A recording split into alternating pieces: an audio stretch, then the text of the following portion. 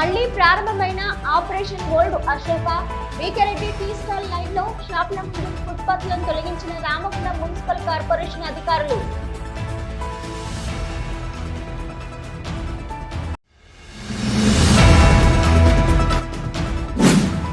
మంత్రిగా ఉన్నప్పుడు కార్మికుల సమస్యలు పట్టని కొప్పుల ఈశ్వర్ కార్మికుల ఓట్ల కోసం గనులపై తిరగడం సిగ్గుచేటు. కాంగ్రెస్ పార్టీ పెద్దపల్లి ఎంపీ అభ్యర్థి గడ్డం వంశకృష్ణ ఆరోపణ.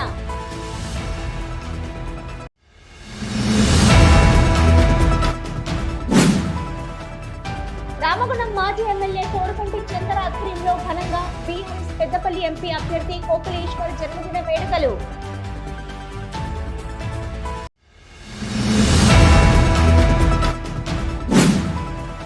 తెలంగాణ ఉద్యమం కోసం పనిచేసిన వారిని, పార్టీని నమ్ముకున్న వారికి ప్రాధాన్యత ఇవ్వకపోవడం మూలంగానే మొన్నటి అసెంబ్లీ ఎన్నికల్లో బీఆర్ఎస్ పార్టీ పరాజయం పాలైంది.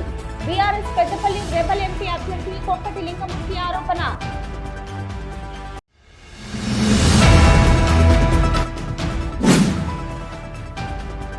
తెలుగుదేశం పార్టీ ఆధ్వర్యంలో ఖనీలో ఘనంగా జరిగిన తెలుగుదేశం పార్టీ జాతీయ అధ్యక్షులు నారా చంద్రబాబు నాయుడు 74వ జన్మదిన వేడుకలు.